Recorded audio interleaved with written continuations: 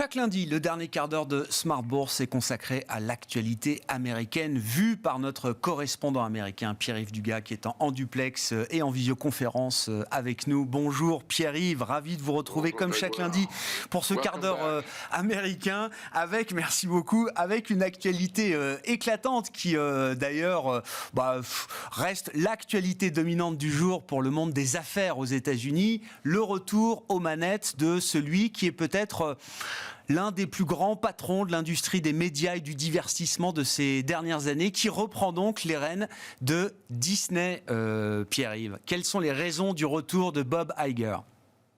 Écoutez, les raisons, elles sont assez simples. Depuis que Bob Chapek est aux manettes, c'était en février 2020, juste au moment où commençait la pandémie, l'action de Disney a plongé, si on prend le point de référence de vendredi soir, d'à peu près 25%. Dans le même temps, le S&P 500 a gagné 27%. Et le conseil d'administration s'est rendu compte au cours des derniers jours que la tendance pour le dernier trimestre était très mauvaise et que les promesses qui ont été faites, en particulier de génération de profits par Disney+, la plateforme Internet de vidéos à la demande de Disney, qui soi-disant doit atteindre la profitabilité pour l'exercice fiscal 2024, que ces promesses-là risquent de ne pas être tenues. L'environnement dans lequel opère Disney Plus aujourd'hui est très différent de celui qui prévalait lorsque la plateforme a été lancée. Il y a beaucoup plus de concurrence. Le marché de la publicité s'est retourné, ce qui n'arrange pas le volet publicité de Disney Plus, mais surtout qui agit maintenant comme un boulet pour la partie traditionnelle des médias de Disney, en particulier les chaînes télévisées ABC. Donc cette transition qui s'annonçait délicate s'annonce plus que difficile. Bob Chapek n'est pas populaire auprès de beaucoup de gens à l'intérieur de l'entreprise. Il est mal vu par les acteurs et il s'est engagé, malgré lui d'ailleurs, dans une confrontation directe avec le gouverneur de Floride qui est le grand gagnant des élections de midterms, puisqu'il a été reconduit très largement et qu'il va probablement briguer la Maison-Blanche maintenant. Et c'est compliqué pour Disney d'être fâché avec le gouverneur de Floride. Ne l'oublions pas, en Floride, travaillent plus de la moitié de tous les employés du groupe Disney. Ils sont plus de 75 000 à travailler en Floride. Donc, tous ces facteurs s'additionnent et on a, pour être honnête, on a Bob Iger qui a mis du temps à quitter l'emploi. Il trouvait très bien, il a été prolongé à plusieurs reprises et il a continué de regarder les affaires de Disney de loin, d'intervenir publiquement sur les choses qui se passaient à Disney, choses qui d'ailleurs ont provoqué une fâcherie assez évidente avec son ancien collègue Bob Chapek. Vendredi, Bob Iger a reçu un coup de téléphone du conseil d'administration en lui disant « Est-ce que tu veux revenir ?» Et la chose a été annoncée très tôt ce matin. Est-ce qu'il est toujours la personne au bon endroit pour faire le job ? Il a 2 ans pour faire le job. En tout cas, il s'est réengagé pour 2 ans, Bob Iger. Ouais, ce qui me frappe dans cette affaire, c'est que Bob Chapek a eu pour mission, en arrivant en février 2020, de mettre en place la stratégie, ce fameux pivot de Disney vers le streaming. Une stratégie qui a été conçue par Bob Iger, mais Bob Iger s'en va 3 mois après le lancement de Disney+. Cette stratégie se révèle beaucoup plus difficile à mettre en place, et maintenant on fait revenir Bob Iger pour lui dire « Bon voilà, ta stratégie c'était ça, il va falloir que tu la fasses réussir parce que depuis 2 ans on n'y arrive pas ».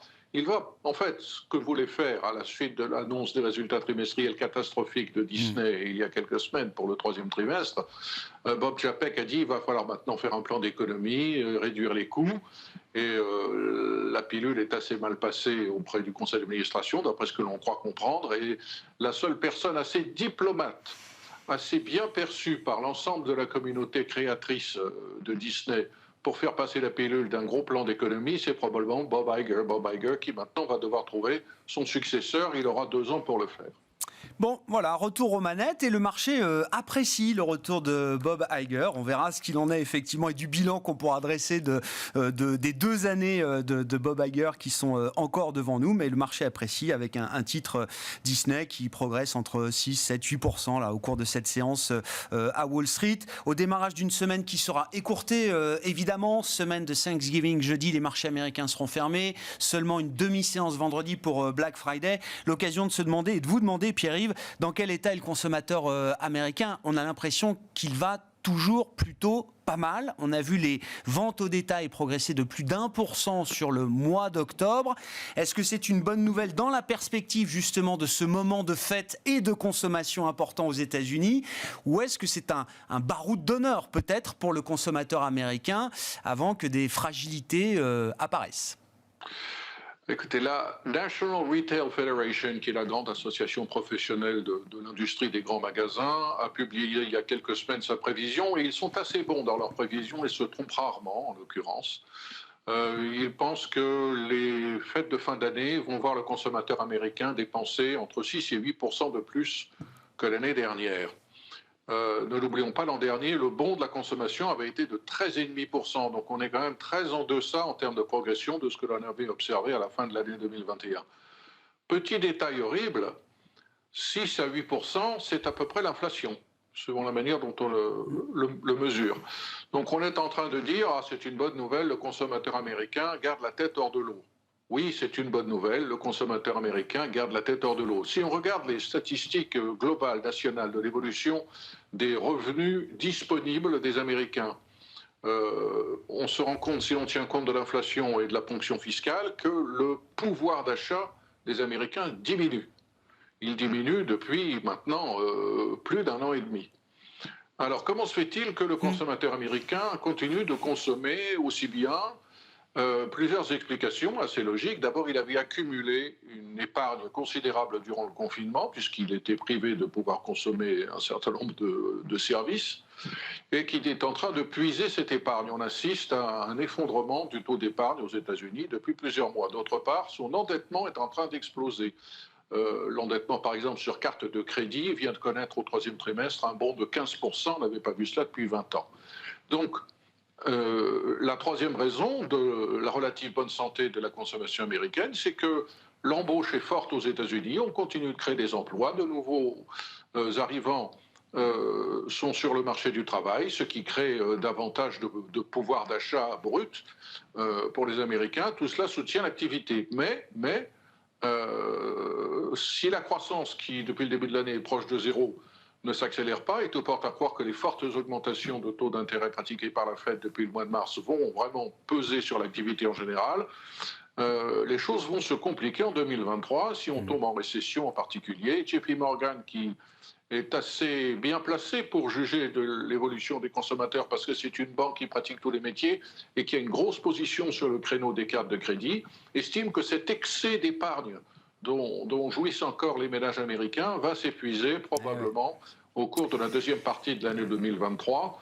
Donc profitons de la dinde, profitons de ces bonnes nouvelles en termes de consommation, mais le réservoir d'essence est en train de s'épuiser. Et sans vouloir faire de jeu de mots, parce que l'essence a baissé aux États-Unis depuis 2 mois, elle a un petit peu remonté au mois d'octobre et novembre, mais elle avait beaucoup baissé par rapport à l'été.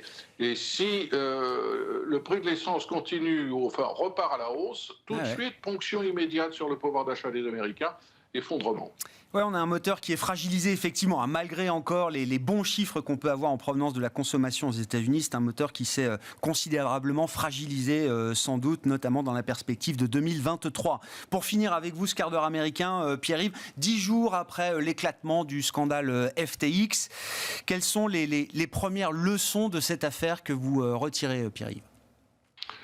Écoutez, je crois qu'il y a des leçons qui sont spécifiques à la plateforme FTX et qui peuvent être élargies à d'autres plateformes concurrentes, mais on a affaire à une fraude qui finalement est assez simple. Ils n'ont pas procédé à la ségrégation entre l'argent des clients et l'argent avec lequel ils s'amusaient pour faire du trading en compte propre. Donc on s'est servi là-dedans, il n'y avait pas de directeur financier à FTX. Il n'y avait pas de véritable comptabilité, c'était n'importe quoi. Tous ces gens-là, d'anciens copains de l'université de Stanford en particulier vivaient aux Bahamas tous ensemble dans une penthouse luxueuse et faisaient à peu près tout et n'importe quoi, mais ils étaient très riches et ils ont beaucoup arrosé de dépenses de marketing et de dépenses philanthropiques et pour séduire également des célébrités, des joueurs de basket, des joueurs de football, pour convaincre les Américains de se lancer dans le crypto et de commencer pour cela par la plateforme FTX. Ça, ce sont des leçons spécifiques à l'absence de gouvernance et de comptabilité d'une plateforme. Et puis il y a tout ce qu'on peut maintenant commencer à conclure de l'activité crypto.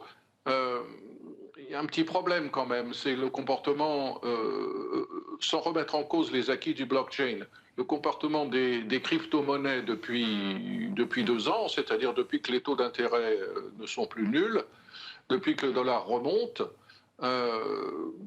Ces devises, ces monnaies qui étaient censées être des instruments de réserve, ne jouent pas le rôle qu'on pouvait imaginer.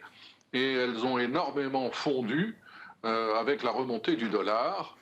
Et il y a quelques personnes dont je respecte beaucoup le jugement qui passent un petit peu pour des vieux cons parce que les cryptos, c'est un truc qui séduit beaucoup la jeunesse. Mais Jamie Dimon, le patron de JP Morgan Chase, ou encore Charlie Munger, l'associé de Warren Buffett, qui n'est quand même pas n'importe qui en matière d'investissement, qui nous disent et qui ont répété à plusieurs reprises il y a encore quelques jours, les cryptos, c'est de la fraude, c'est du vent, on vous vend n'importe quoi. Et même en cas de régulation qui va certainement se renforcer au cours des prochaines semaines, on le verra à l'occasion d'auditions publiques qui vont se tenir au Congrès, le crypto est quelque chose qui sent mauvais pour beaucoup de professionnels de la finance traditionnelle américaine, et cette affaire ne fait que confirmer leurs préjugés. Une citation que je trouve extraordinaire, on a demandé à Charlie Munger la semaine dernière ce qu'il pensait de crypto, il a dit « c'est formidable si vous êtes kidnappeur d'enfants ». On en restera là, mais je sens qu'effectivement, la conversation entre les pros et les anti est loin d'être terminée. Pour l'instant, effectivement, ce sont plutôt les anti-crypto ou ceux qui dénoncent le système crypto-actif qui, pour l'instant, remportent la dernière partie avec le scandale FTX, bien sûr, qui n'a peut-être pas fini d'éclabousser l'ensemble de la sphère et du compartiment crypto. Merci beaucoup, Pierre-Yves. On vous retrouve chaque lundi, 17h45 en direct, 20h45 rediffusé sur Bismart TV et en replay, bien sûr, sur le site de Bismart. Le quart d'heure américain avec Pierre-Yves Dugas, correspondant américain, avec nous chaque lundi en visioconférence.